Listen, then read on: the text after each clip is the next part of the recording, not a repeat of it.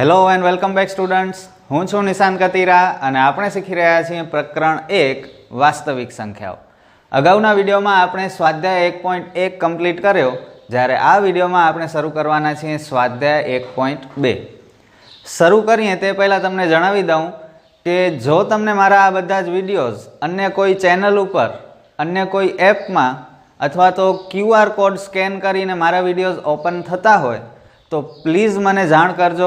નીચે તમને મારા નંબર દેખાય છે તો એ નંબર ઉપર મને ઇન્ફોર્મ કરજો, કારણ કે મેં મારા વિડીયોઝ ઉપયોગ કરવાની કોઈને પણ પરમિશન આપી નથી. ઓકે, તો પ્લીઝ જાણ કરજો એવું ક્યાંય તમે જુઓ તો. ચાલો શરૂ કરીએ. સ્વાધ્યાય 1.2 બહુ જ ઇઝી સમ છે. સમમાં કંઈ નથી, એટલા ઇઝી સમ છે કે આ તો કદાચ પૂછાય પણ નહીં, પણ આ કરશું તો એના પાછળના જે સમ્સ છે એ આપણને આવડશે. તો એના માટે પ્રેક્ટિસ છે. બહુ સિમ્પલ. નીચેની દરેક સંખ્યાઓને તેના અવિભાજ્ય અવયવોના ગુણાકાર સ્વરૂપે દર્શાવો. અવિભાજ્ય અવયવ પાડવાના છે. 140ના ભાગ કરો. ચલો જો કેવી રીતે કરવાના. સૌથી પહેલા 2 થી ભાગ ચલાવવાનો. અવિભાજ્ય અવયવ જુઓ કહ્યું છે. અવિભાજ્ય અવયવ એટલે અવિભાજ્ય સંખ્યાનો મતલબ એવી સંખ્યા કે જે કોઈ પણ પાડામાં ન આવે, માત્ર પોતાના જ પાડામાં આવે. જેમ કે 2, 3, 5, 7, 11, 13 આ બધી અવિભાજ્ય સંખ્યા છે.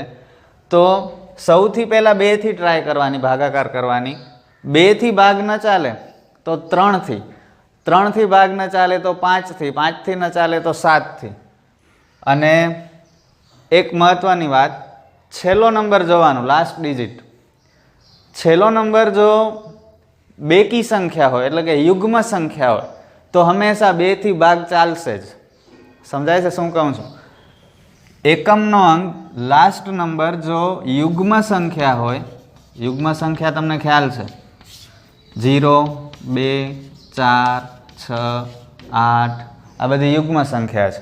ઓકે, પાછળ 10, 12, 14 એમાં પાછા ફરીથી 0, 2, 4 એમ રિપીટ થાય છે. તો 0, 2, 4, 6 અને 8 હોય તો એ 2 થી ભાગ ચાલશે. અને જો અયુગ્મ સંખ્યા હોય એટલે કે 1, 3, 5, 7 અને 9 તો 2 થી ભાગ ચાલશે નહીં. ખ્યાલ પડ્યું? અહીં આપણે જોઈએ લાસ્ટ ડિજિટ 0 છે એટલે કે યુગ્મ સંખ્યા છે તો 2 થી ભાગ ચાલશે. ચલો 2 ગુણ્યા 70, 70 દુ 140. ફરીથી આ અયુગ્મ સંખ્યા છે એટલે 2 થી ભાગ ચાલશે. 35 દુ 70. હવે જુઓ પાછળ 5 છે, અયુગ્મ સંખ્યા છે એટલે 2 થી ભાગ ચાલશે નહીં. આ તો નાની સંખ્યા છે એટલે તમને આવડે જ છે. 35 ક્યાં પાડામાં આવે? 5 સતા 35. અને 7 પણ અયુગ્મ છે, 7 એકા 7. છેલ્લે 1 આવે ત્યાં સુધી આપણે આ દાખલો કરવાનો. બસ હવે આ બધું લખી નાખી. 140 બરાબર 2 ગુણ્યા 2 ગુણ્યા 5 ગુણ્યા 7. બસ આ સ્ટાર્ટિંગના નંબર લખવાના. પાછળ 1 લખશો તો ચાલશે, નહીં લખો તોય ચાલશે. એટલે કે 2 કેટલી વાર આવે છે? 2 વખત, એટલે 2 નો વર્ગ 5 અને 7. કેટલું સિમ્પલ છે. એવી જ રીતે હવે બીજો દાખલો.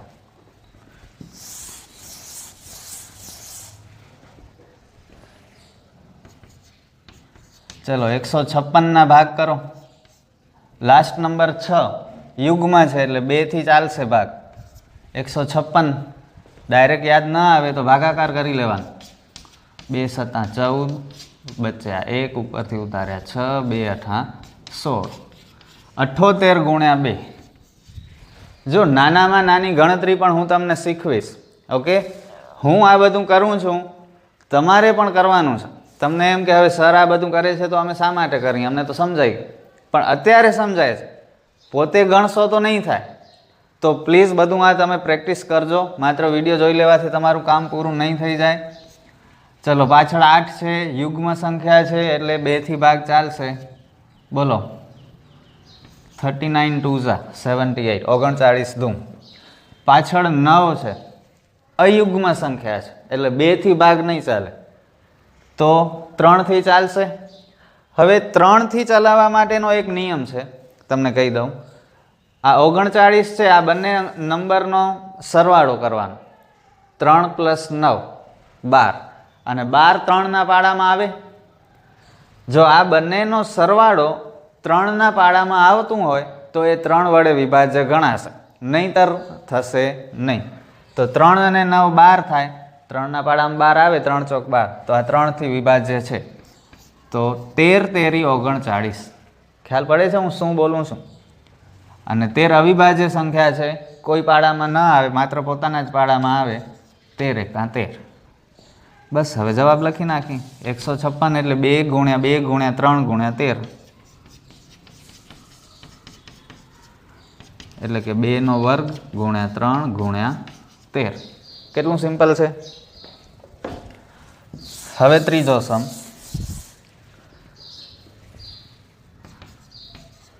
3825. ચલો, લાસ્ટ નંબર 5 છે, અયુગ્મ છે, એટલે 2ના પાડામાં તો આવશે જ નહીં. 3થી આપણે ટ્રાય કરી જોઈએ. 3થી ટ્રાય કરવા માટે ડાયરેક્ટ ભાગાકાર કરીને જંપલાવી નહીં દેવાનું. હમણાં જ મેં તમને સમજાવ્યું કેવી રીતે કરવાનું. પહેલાં બધાનો સરવાળો કરો. 3 ને 8 11, 11 ને 2 13, 13 ને 5 18. 18 3ના પાડામાં આવે, 3 6 18. તો આ 3 વડે વિભાજ્ય થશે. હવે આપણે રફ કામ કરી લઈએ. નહીંતર ડાયરેક્ટ જો તમે આમ કરશો અને 3 વડે વિભાજ્ય નહીં હોય તો તમારો ટાઈમ જશે. એટલા માટે 3 એકા 3, ઉપરથી ઉતારે 8, 3 દુ 6, વધ્યા 2, ઉપરથી ઉતાર્યા 2, 3 સત્તા 21, વધ્યા 1, ઉપરથી ઉતાર્યા 5, 3 પચા 15, 1275. હવે 1275 ફરીથી આ બધાનો ટોટલ કરીએ. 1 ને 2 3, 3 ને 7 10, 10 ને 5 15. તો 3 વડે વિભાજ્ય છે. ચલો ડાયરેક્ટ કરાવી શકો છો તમે. આ ભાગાકાર વગર આપણે ટ્રાય કરીએ. ચલો 3નો પાડો બોલો. 3 ચોક 12, ઉપરથી ઉતાર્યા 7. 3ના પાડામાં 7 આવે ત્યાં સુધી. 3 દુ 6, 3 તેરી 9 કામ નહીં આવે. 7માંથી 6 જાય તો બચ્યા 1, શેષ 1 બચ્યો. ઉપરથી ઉતાર્યો 5, 1ની પાછળ 5 મૂકો એટલે 15. 3ના પાડામાં 15, 3 પચા 15. આવી રીતે ડાયરેક્ટ થઈ શકે. પ્રેક્ટિસ કરવી પડશે. તમને અત્યારે એમ લાગે સાહેબ આ સાહેબ શું બોલે છે, કંઈ ખબર ન પડી, પણ જાતે કરવા બેસશો તો બધી ખબર પડી જશે. ચલો ફરીથી 425. 4 ને 2 6, 6 ને 5 11. 11 3ના પાડામાં ન આવે, એટલે આ 3 વડે વિભાજ્ય નથી. તો શું કરશું? 3 વડે વિભાજ્ય નથી. 3 પછીની અવિભાજ્ય સંખ્યા કઈ? 5. છેલ્લો નંબર શું છે? 5 છે. 5ના પાડામાં 5 આવે એટલે 5 વડે વિભાજ્ય છે. ચલો 5નો પાડો 42 સુધી. 5 8 40. 42માંથી 40 જાય તો 2, ઉપરથી ઉતાર્યા 5, 2ની પાછળ 5 એટલે 25. 5ના પાડામાં 25 ક્યાં આવે? 5 × 5, એટલે કે 85 50 425. ફરીથી 5 વડે થશે. 17 50 85 અને 17 એકા 17.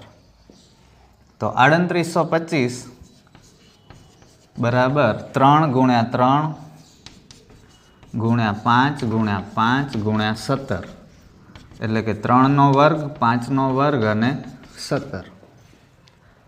ચોથો દાખલો 5005. ચલો છેલ્લો નંબર અયુગ્મ છે એટલે 2 વડે ભાગ નહીં ચાલી શકે. બધાનો સરવાળો કરીએ. 5 + 5 10. 10 3ના પાડામાં ન આવે એટલે 3 વડે પણ ભાગ નહીં ચાલે. છેલ્લો નંબર 5 છે, 5થી ભાગ ચાલશે. આ તો ડાયરેક્ટ થાય. 5 એકા 5, આ 0 ના 0 મૂકી દઈએ. ફરીથી 5 એકા 5. ઓકે, 1001 × 5 એટલે 5005. હવે 1001 ને ભાગ કરવાનું છે. ચલો આ બંનેનો સરવાળો 2 છે એટલે 3 વડે ભાગ નહીં થાય. 5 વડે પણ પોસિબલ નથી, કારણ કે 5ના પાડામાં માત્ર 5 અને 10, 5 અને 0 બે જ સંખ્યા આવે. છેલ્લો નંબર 5 અને 0 હોય તો જ 5 વડે ભાગ ચાલશે, નહીંતર નહીં ચાલે. હવે શું કરી? 5 પછીની અવિભાજ્ય સંખ્યા લેવાની. કઈ છે? 7. 1001 ભાગ્યા 7 ટ્રાય કરીએ. 7 એકા 7 બચ્યા 3 ઉપરથી ઉતાર્યા 0. 7 ચોક 28 બચ્યા 2 ઉપરથી ઉતાર્યા 1. 7 તેરી 21. તો 7 વડે આપણો ભાગ ચાલે છે 143 સત્તા. હવે 143 શેનાથી ભાગ ચલાવશું? ફરીથી 7 વડે થશે. ટ્રાય કરી જોઈએ. 7 દુ 14, 14માંથી 14 જાય 0. ઉપરથી ઉતાર્યા 3. 7ના પાડામાં 3 આવે નહીં, એટલે 7 વડે વિભાજ્ય નથી. આ 7 પછીની અવિભાજ્ય સંખ્યા 11. 11થી ટ્રાય કરીએ. 143 ભાગ્યા 11. 11 એકા 11 બચ્યા 3 ઉપરથી ઉતાર્યા 3. 11 તેરી 33. 11થી ભાગ ચાલે છે 11 ગુણ્યા 13 અને 13 અવિભાજ્ય છે એટલે 13 એકા 13. તો 5005ના ભાગ પડશે 5 ગુણ્યા 7 ગુણ્યા 11 ગુણ્યા 13. કોઈ રિપીટ નથી થતો એટલે આ સેકન્ડ સ્ટેપ આપણે લખવાની જરૂર નથી. અને હવે લાસ્ટ સમ 7429. ચલો લાસ્ટ નંબર અયુગ્મ છે એટલે 2 વડે પોસિબલ નથી. બધાનો ટોટલ કરીએ.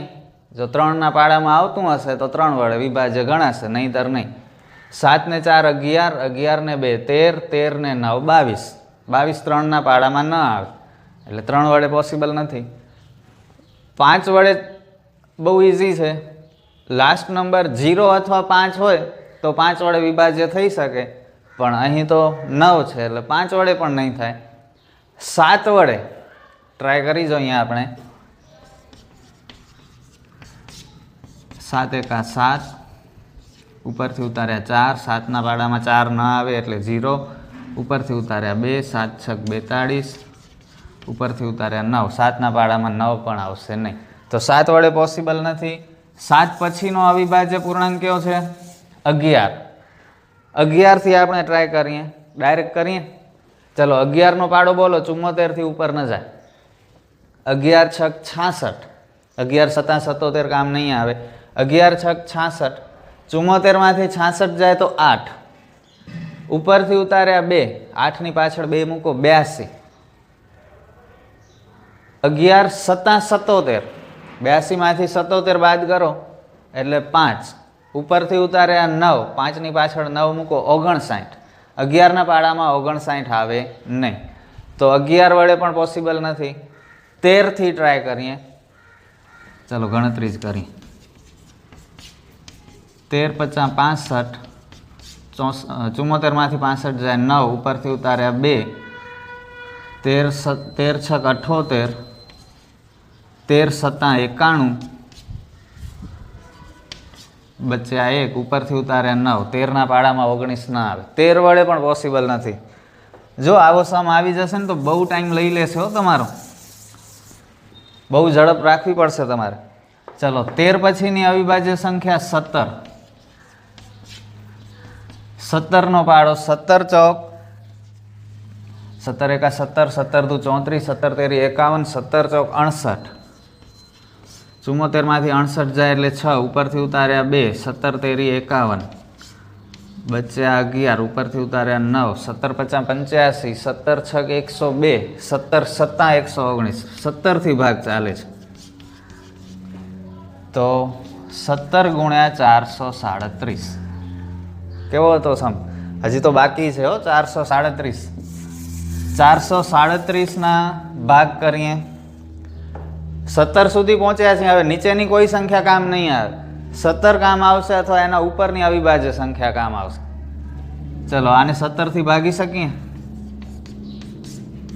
17 એકા 17, 17 દુ 34 વધ્યા 9. 97 17ના પાડામાં ન આવે. 17 વડે પોસિબલ નથી. 23 વડે ટ્રાય કરીએ. 17 પછીની અવિભાજ્ય સંખ્યા 23 છે. 23 એકા 23 બચ્યા 20. ઉપરથી ઉતાર્યા 7. 23 9 207. 9 તેરી 27 7 વધી 2. 9 દુ 18, 18 ને 2 20. તો સોરી ભૂલી ગયા આપણે. 17 પછીની અવિભાજ્ય સંખ્યા 19 થાય. 23 ન થાય. અને 19ના પાડામાં આવે છે આ 19 ગુણ્યા 23. અહીં 19 મૂકવાનું હતું, ઉતાવળમાં ભૂલ થઈ ગઈ. 19 અહીં મૂકશું તો ઉપર 23 આવશે, થઈ જ જશે. 19 ગુણ્યા 23 અને 23 પોતે અવિભાજ્ય છે એટલે 23 એકા 23. કેટલી મહેનત કરવી પડી આ એક સમ માટે? આ 4 સમ કરવામાં જેટલો ટાઈમ લાગ્યો એના કરતાં વધારે ટાઈમ આ એક સમ કરવામાં લાગ્યો. 17, 19 અને 23. કોઈ રિપીટ નથી થતું એટલે બીજો સ્ટેપ આવશે નહીં. તો વિદ્યાર્થી મિત્રો, આ વિડીયોમાં માત્ર દાખલા નંબર 1 જ. દાખલા નંબર 2 માટે તમારે નેક્સ્ટ વિડીયો જોવો પડશે. અને તમને મારો આ વિડીયો કેવો લાગ્યો તે મને કમેન્ટમાં જરૂર જણાવો. તમારા ફ્રેન્ડ સાથે પણ આ વિડીયો શેર કરો. અને જો તમે આ ચેનલને સબસ્ક્રાઈબ ન કરી હોય તો પ્લીઝ સબસ્ક્રાઈબ કરી લો, કારણ કે આ ચેનલ દ્વારા હું તમને ગણિતનું પૂરેપૂરું સિલેબસ, બધા જ ચેપ્ટરના બધા જ સમ શીખવાડવાનો છું. તો શીખતા રહો, મારા વિડીયોઝ જોતા રહો. ફરી મળીશું નેક્સ્ટ વિડીયોમાં. Thank you.